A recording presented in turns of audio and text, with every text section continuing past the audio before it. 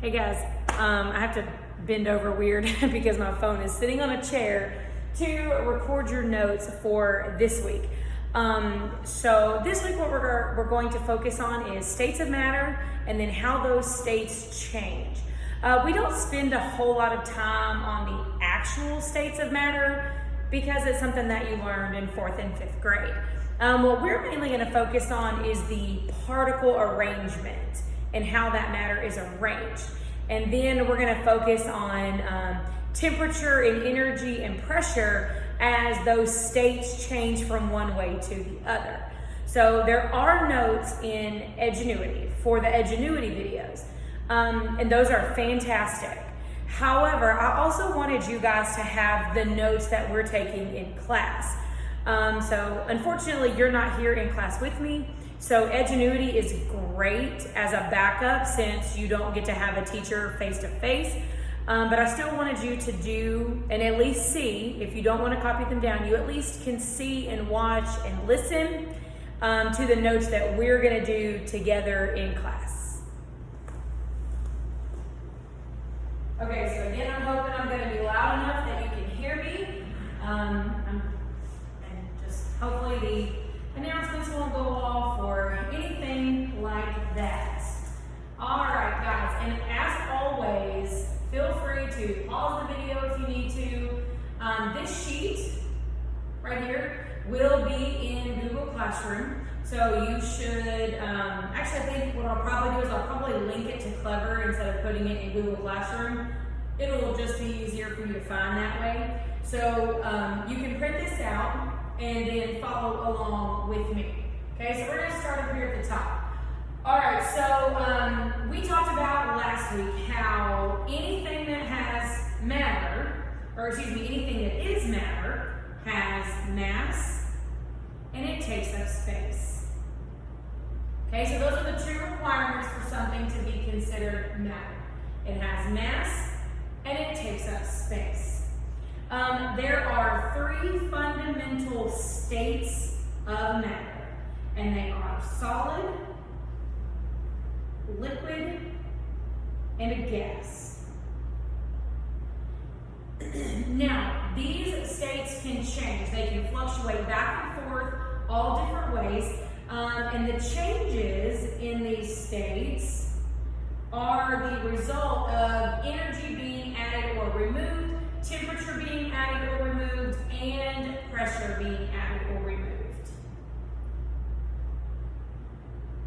This sheet only talks about energy, but we are going to add in our own notes about temperature and pressure. Okay? All right, so pause it right here if you need to get caught up before I move on to solids. All right, guys, so what you need to know about a solid is that it has a definite shape. Definite means it's defined. So a stapler is always going to be shaped like a stapler. A chair is always shaped like a chair. Things like that. So it has a definite shape and volume. That means like thinking like water. Water fills the container that it's in. Well, solids don't fill their containers. They either fit or they don't fit. Okay? And with a solid, the molecules are packed. Super, super close together. And they basically just vibrate in place.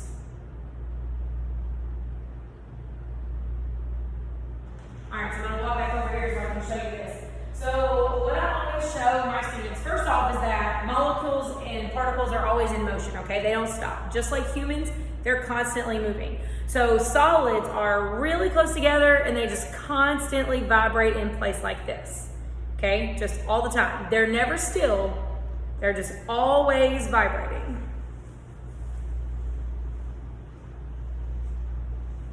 Okay, so let's look at liquids. So liquids have a definite volume, meaning the amount of space they take up, but they do not have a definite shape. They will take on the shape of their container. Their molecules are a little bit looser than solids, and they flow against each other, okay? So what you're looking at with particles of a solid versus a liquid. So solids vibrate like this, and then liquids flow a little more like this, okay? So you notice that you've gone from here to here. So you have increased energy because there's more movement, okay? Whereas here, not as much movement, liquids, more movement.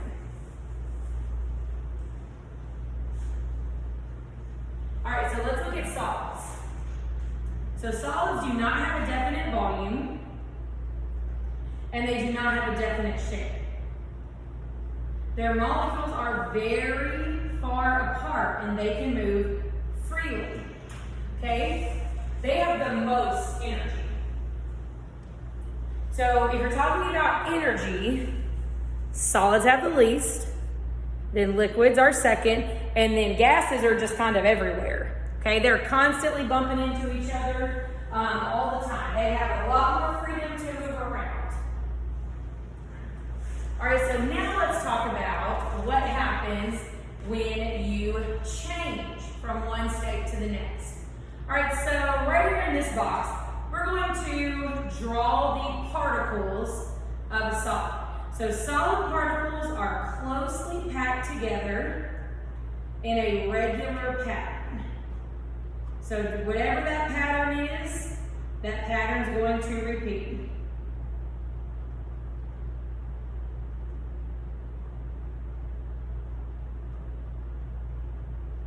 Okay, and they're packed closely together like that. All right, so that's a solid. Now, liquids have a little bit more freedom. Okay, they're not quite as close to each other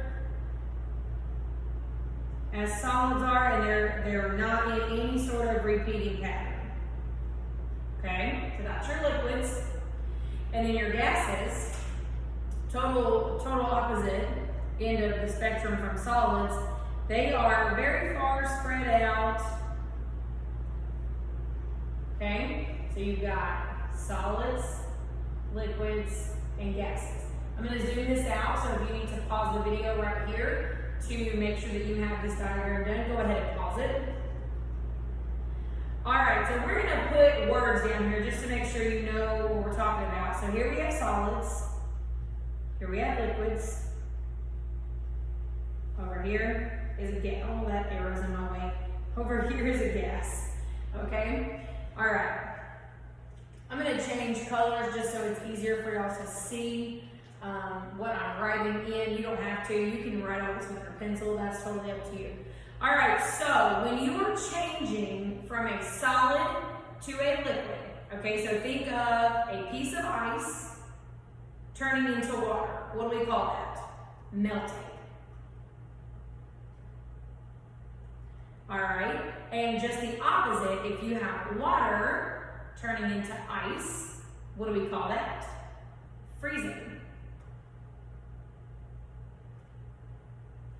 Okay, then over here, if you have water, excuse me, water turning into water vapor, we call that, you can either call it evaporation or vaporization. The real word for it is vaporization.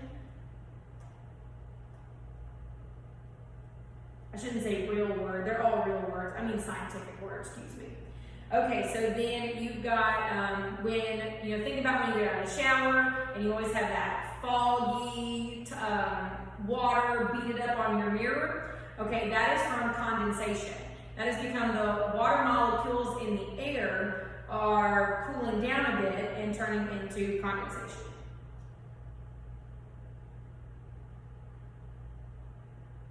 Okay. All right, now there is a way for a gas to go directly to a solid. It is possible. We don't talk about it very much at this level. But you will definitely learn more about that when you get to chemistry. Okay, so it's called deposition, and that is when a gas turns directly into a solid. Okay? And then there is another one that we are going to talk about, and this is called sublimation. And sublimation is when a solid goes directly into a gas, so it's just the opposite of deposition. Okay? So now, as you go from from a solid to a gas, you are increasing kinetic, remembering kinetic is movement, the energy in motion. You are increasing kinetic energy of the molecules of the substance. All right, so this is something that we talk about in class that's not on this sheet. And that is that not only are you increasing energy, but when you increase energy, a lot of times that comes along with a temperature increase. So going from a solid to a gas, you are increasing temperature.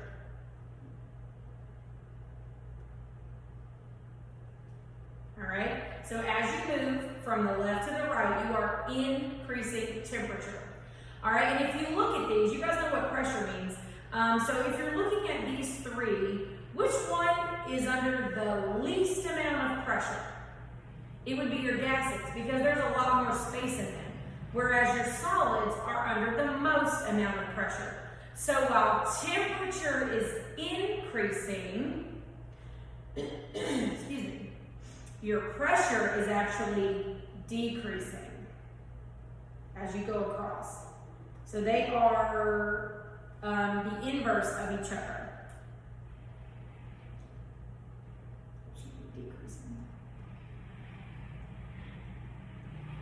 Okay, so you've got increasing temperature, but you've got decreasing pressure as you go across this way.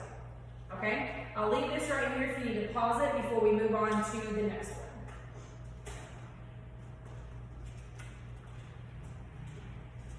All right, so here are the next set of notes that I also give to the class, and we do these together and talk about them as we go. Some of it is a little bit of a repeat of the other page, but I like this one because it breaks each different change down, and then we can talk about temperature and pressure as that relates to those specific changes. All right, so there are three main states of matter. They are solid, liquid, and a gas. So matter moves from one state to another. It can change. Changes in state happen when the energy level increases or decreases.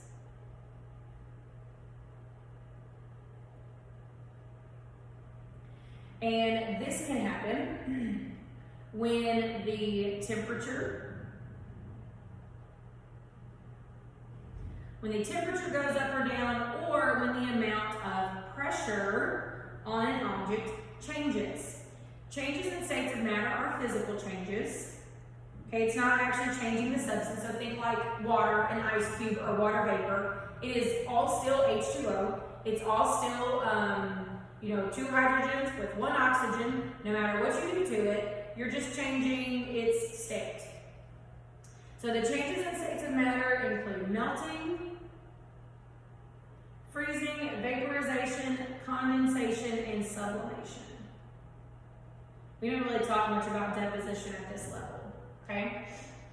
All right, so melting. Melting is when you go from a solid to a liquid. And when something melts, the particles are moving faster so that they break free from their fixed positions.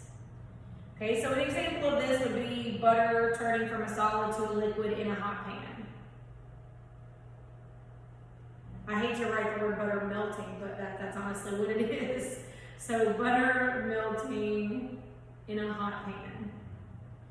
All right, so looking at melting, we're gonna write temperature and pressure changes out beside here. So to go from a solid to a liquid, you have to think to yourself, okay, am I gaining temperature or am I losing temperature? So we are gaining temperature. And then whichever way you think about temperature, your pressure is always opposite. So if you are increasing the temperature, you are decreasing the pressure, okay? They are always going to be opposite of one another. All right, so let's look at freezing. So freezing is the change from a liquid to a solid. And the particles in a liquid will slow down enough to form a regular pattern. So for an example, like when there's frost,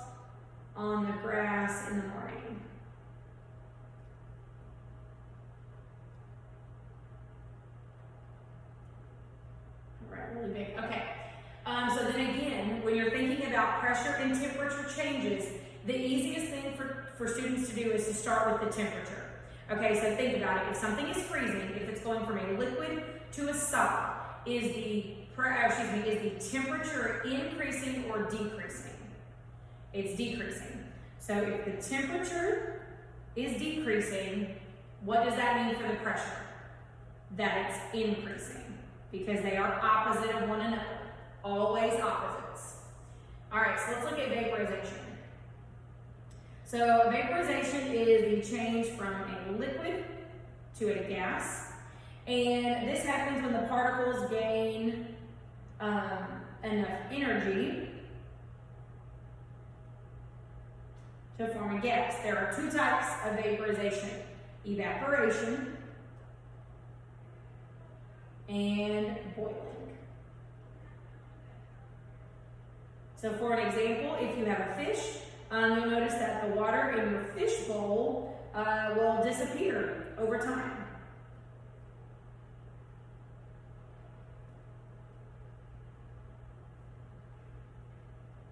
Okay, so then looking at this and talking about temperature and pressure.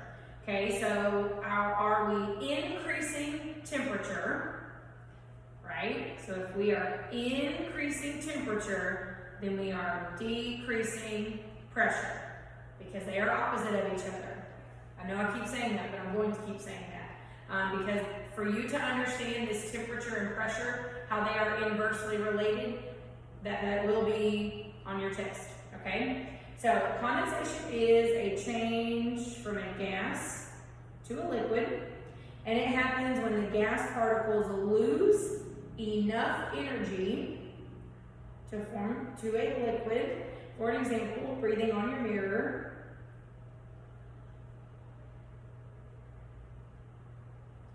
All right, so again, you have to think to yourself, okay, am I losing temperature or am I increasing temperature? So we are losing temperature, and temperature is always proportionate to energy. So if you're losing energy, you're losing temperature, and then pressure is the opposite. Okay, so energy and temperature go together, pressure is the opposite. All right, so sublimation. So you've got to change from a solid to a gas, and this happens when the particles in a solid gain enough energy to form a gas. And what's really cool about this is the liquid state is completely skipped. So something that you will see this with would be dry ice.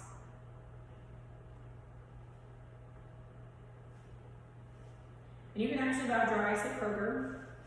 It's right next to, when you go in by the little clinic side, they have dry ice over there. If you, under the supervision of your parents, want to get some, I usually bring some in for the students here to see. So I'm going to abbreviate temperature right here just so I can make my arrows. All right. So if we are increasing energy, so that means if energy is going up, temperature is going up, but then that means pressure is going down. There's less pressure. Okay? All right, guys.